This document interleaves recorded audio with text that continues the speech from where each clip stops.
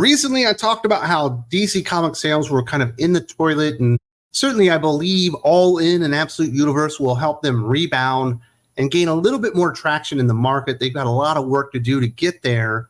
And we're not just getting new writers on Detective Comics and Action and Batman and Robin and Green Arrow and Harley Quinn and Catwoman and all that kind of stuff. They've actually got some more titles coming out. I kind of expected this because they've been winding down and their output has just been going down and down and down. I assumed that when we got to October, November, they would start springboarding back up with some of these new ideas that are going to be taking place in the All-In. It's not a crisis, it's an initiative. During the All-In initiative, and we've got 5 new titles that will be coming out in November according to the DC solicitations. 2 of them I most certainly will check out and I'm interested in, that I think have potential to be good. One of them sounds absolutely awful, and a couple of them that I just don't have any real feelings for. I probably will read the number ones, but that's about it. Not a whole lot of exciting stuff going on here. None of these are really needle movers, in my opinion, although there is one writer that DC Comics apparently considers A-list. Award-winning writer Tom King will team up with artist Ryan Sook this November for a new Black Canary limited series from DC. The story will see Black Canary face off against Lady Shiva in a battle to be the top hand-to-hand combatant in the DC universe.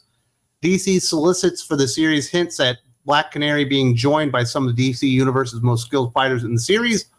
Quote, Black Canary faces her toughest opponent yet, Lady Shiva, in a battle to determine who is the single greatest hand-to-hand fighter in the DC universe.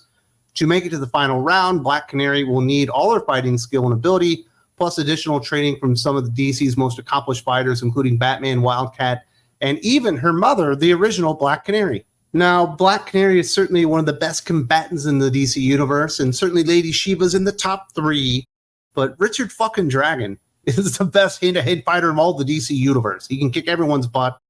Bronze Tiger's certainly up there as well. I would also say Cassandra Cain is a better hand-to-hand fighter, just based on lore and history and what we've actually seen her do than Black Canary. But, I guess the book sort of fits her. Tom King doing a Black Canary, best of the best style, tournament is really, really weird. And we see these types of things a lot where the hero has to go out there and learn new skills and learn exactly who they are so they can become the best version of themselves so they can finally take a Lady Shiva down. I don't see it working under the pen of Tom King, and it's kind of a boring concept that's been really played out whenever the hero has to go around and do all that kind of stuff. We're having it play out really in Nightwing right now, where he's going to temples and learning how to fly again or whatever. Ryan Sook is a perfectly good artist. Some people might say he's great. I wouldn't say that. I think he's just perfectly good. He's a good artist. He's a solid hand. Nothing spectacular there, but I can't imagine a writer less inclined to do a good job with Black Canary than Tom King, or to execute a story about why Black Canary is the best hand-to-hand fighter. I have a feeling it might have to do something with trauma. I know a lot of people will think, oh, he's just going to make Black Canary this Mary Sue. You might think that, but you clearly have not been reading Tom King. The lead character in a Tom King book, whether it be Batman or Adam Strange or whoever's the lead character. In the case of Batman and Catwoman, the lead character in that one is always the character that gets destroyed, while the side character, the relationship character, is always lifted up. In the case of Adam Strange, basically his wife kind of murders him. Certainly Catwoman was the hero of the Batman series. Batman was the hero of the Batman and Catwoman book, where Catwoman was a featured hero type of thing. So I imagine he is going to go out of his way to make Black Canary just look absolutely awful. I'm a Dinah fan. I'm not the biggest fan, so this one doesn't affect me too bad, although I do hate to see Tom King go in and destroy characters. I'm sure Oliver Queen will be the self-insert for Tom King. He'll be just like a little soy boy or whatever. But he'll certainly be treated better than Black Canary in the book. And nothing about this gets me. Well, how's that? Lady Shiva versus Black Canary gets me excited. That's pretty cool. The training montages I could do without and all that kind of stuff, but certainly Tom King on the book makes this one an immediate skipperoonie. I don't think Black Canary is an important enough a character that it'll really even be worth my time. Maybe I'll read an issue or two. If somebody tells me he did something crazy, I'll probably go check it out, but this is eminently skippable. despite maybe being the biggest title out of all of these. Because DC, I hope it gets better soon. Next up, DC announced that Cassandra Cain will start a new Batgirl series releasing this November. It will be the superhero's first solo series to be released in nearly 2 decades. Writer Tate Brombal joins forces with artist Takeshi Miyazawa for the new series. DC's solicit for the series teased the journey that Batgirl will go on in her new adventures. When a deadly group of assassins shows up to kill Cassandra Cain, Lady Shiva must come to the rescue, and they're forced to put their complicated past aside and work together as mother and daughter to ensure they make it out alive. I'm going to check this one out. I like Cassandra Cain. I think of all the Batgirls, she's the most interesting one. You know, I like Barbara Gordon, but I like Barbara Gordon more as Oracle. I think that was a better role for her. And I do think Cassandra Cain has too much untapped potential as Batgirl to be like the lead Batgirl. But there's so many of them now, like it's hard to keep them straight, like which one is Batgirl. So I'm excited about this. What I'm not excited about, obviously, is Tate Brombal. I don't know much about the writer. I know that he's done a lot of work with James Tynion and his like House of Slaughter universe that I find completely tedious and boring. He also has done some stuff with Jeff Lemire, who I think is a really good writer, I think in Black Canary universe, which can be good from time to time. And I know Tate is coming aboard the Green Lantern Dark series that I'm not too excited about, but I'll definitely check out. So that's a great unknown. But everybody that's been writing Cassandra Cain for some reason for the last few years, treat her like she's spoiler or something, like she's completely normal and just talks like a normal person. She's not mute, but she should be damn near close to it. Like she does not communicate with a language, but they keep giving her like this weird, like California girl accent, which is basically what Clunrad were doing in their Batgirl series, which was awful. Like make you want to vomit awful. That's how bad that book was. But I'll definitely check it out because I like Batgirl. I like Cassandra Cain. I don't know enough about Tate Brombal to make me go, yeah, I would need to skip that one. Hopefully the visuals are cool, and hopefully they do some justice for the character of Cassandra Cain. I don't understand why Lady Shiva is all of a sudden in vogue and everywhere. Why is she in the Black Canary series and this Batgirl series? I don't know, could be weird, but it's certainly something I'm going to read because I'm interested in the book. I like a good Batgirl. The last good Batgirl run I've read, and I know you guys are going to think I'm nuts, but I'm not. It's actually pretty good, even though the writer is a dumpster fire. Her name's Marguerite Bennett. She was on Batgirl before Cecil Castellucci took over. And it's actually pretty good. Even though it is Barbara Gordon, it was a good version of the character, fun stories. And if you like Batgirl and you haven't checked that out, there's not a whole lot of meat to it. Like she doesn't stay there very long, but it's actually pretty good. But that's the last good Batgirl stuff that I personally have read. I have some hope for this one. I wouldn't say that I'm optimistic. I'm certainly cynical, but I want to give that one a chance. Think it has some potential. Next up, who do you get to investigate a murder at the most secure superhero stronghold in the world? And when every member of the Justice League is a suspect, the answer is The Question. That is Detective Renee Montoya's superhero alias in The Question, All Along the Watchtower #1, a new 6-issue series from DC Comics this November, written by Alex Segura, drawn by Cian Tormey. All Along the Watchtower will follow Renee after Batman, Superman, and Wonder Woman call her up to the Justice League's orbital Watchtower headquarters to solve a murder most foul. Watchtower takes place after DC's 2024 summer crossover and features a revitalized Justice League, an entirely new Watchtower satellite headquarters. What a weird fucking book. You know what I mean? And even the concept itself makes literally no sense. Why would Superman and Wonder Woman, if they really believe Batman could be involved in this, want Renee Montoya the Question to do it? They have a relationship. And why would you take Renee Montoya to a fucking satellite? She's a street level character. She's in Gotham. Like, it doesn't even make sense. You literally have an entire corps of galactic police officers that you're very well aware of and have a relationship with. Why not bring in the Green Lantern Corps? You know what I mean? Supposedly, JoJo Mullen's finance is the multiverse's greatest detective. That's what they try to tell us in 5G. And then also, Batman's on your team. Why not just have him do it? He's the world's greatest detective. Like, it's just doing stuff to do stuff. I think just to borrow a song title from Jimi Hendrix, and I love All Along the Watchtower, but this is pretty fucking dumb. The Question, All Along the Watchtower. At least they were smart enough to make it a miniseries. And I see Alex Segura getting a lot more work. Like, I'm not turned off by the name Alex Segura. I don't look at it and I go, ooh, it's Matthew Rosenberger. Oh my God, Colin Kelly, Jackson Lanziger. Oh shit, it's Stephanie Phillips. But I've never actually read a comic book from Alex Segura written by him where I go, she was pretty good. Like, I want to check out some more Alex Segura. He's just kind of sitting there in the middle. Perhaps this will be the big break, but I won't see it because I just couldn't be less interested in the Question all along the Watchtower taking Renee Montoya up to a satellite of the Justice League for no reason whatsoever.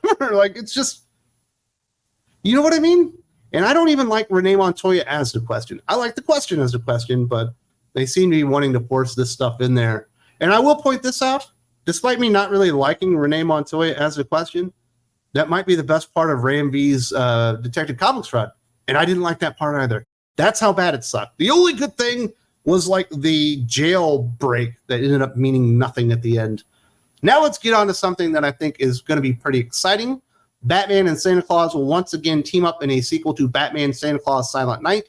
The new story will be released in the weeks leading up to Christmas later this year. Batman Santa Claus Silent Night Returns is written by Jeff Parker with art by Lucas Kettner. The 5-issue series will see Batman and DC's Santa Claus join forces to take on new horrors haunting the Christmas season. After life-drained bodies are discovered in the countryside, each marked with a strange symbol, the Justice League responded to the threat but discovered it was a trap, and now Batman and Damian Wayne look for DC's sorceress Zatanna and Santa Claus to try and rescue their friends and family. Kind of a weird concept, you know, obviously in the slits it's there, but I read Batman Santa Claus Silent Night. It was surprisingly good, also from Jeff Parker last year. Like, it was like one of those like weird little standouts.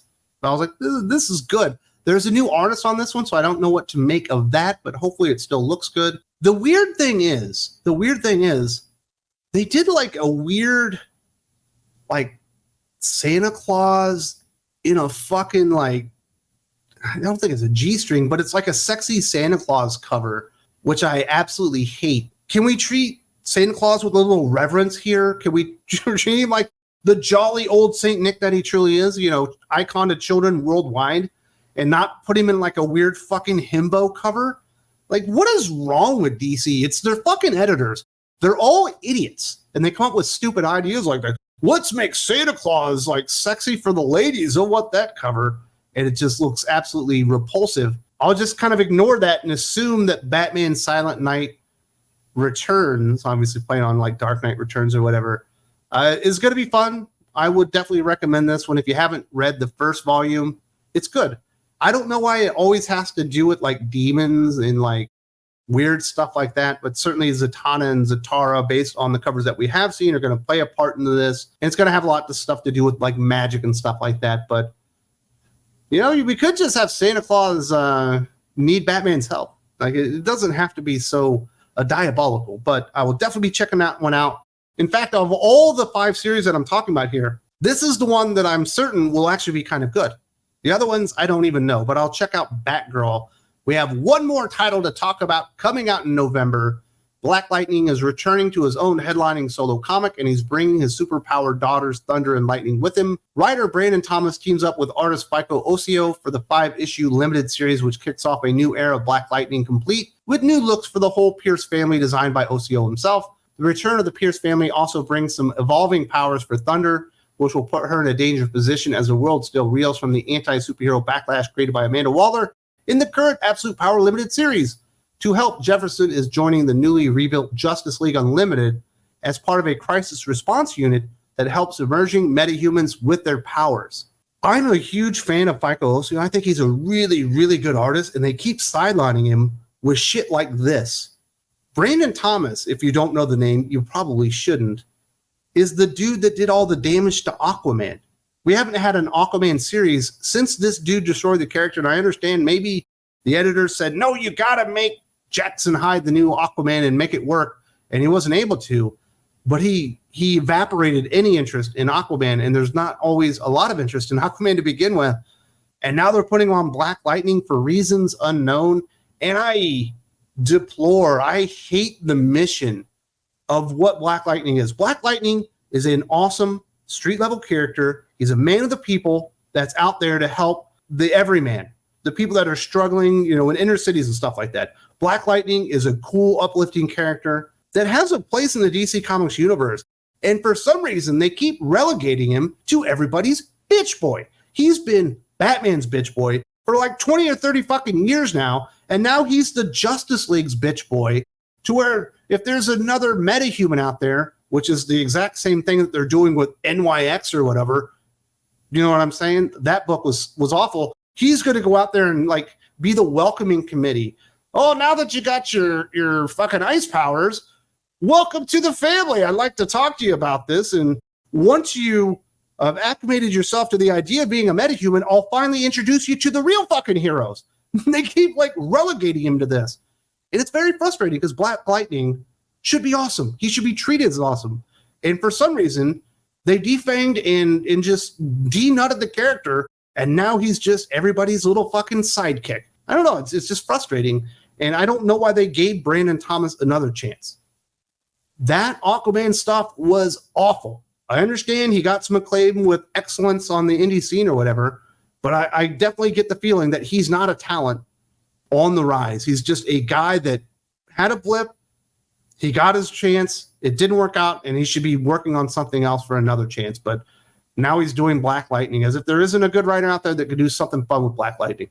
Fico Ocio, I'm very sorry. You're actually a really good artist, and you deserve a better fate, at least in my opinion. But those are the DC Comics series that are coming out in November as All In ramps up. We got more stuff coming up. We got Tom King destroying Black Canary almost certainly. We've got Cassandra Cain as the Batgirl once again. We've got The Question all along the Watchtower. Somebody's a big Jimmy fan. Batman and Santa Claus once again teaming up, and then Black Lightning just continues to be a fucking shell of himself. He's not even a man anymore. I can't believe they keep treating him like this.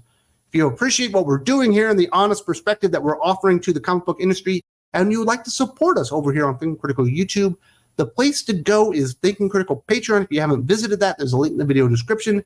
And you can get awesome new podcasts where we'll be talking about all this kind of stuff and much, much more with Doc, Aaron Sparrow, Jim, 32 Flavors of Nick Weiser, and obviously yours truly. There's a link in the video description. I hope to see you there.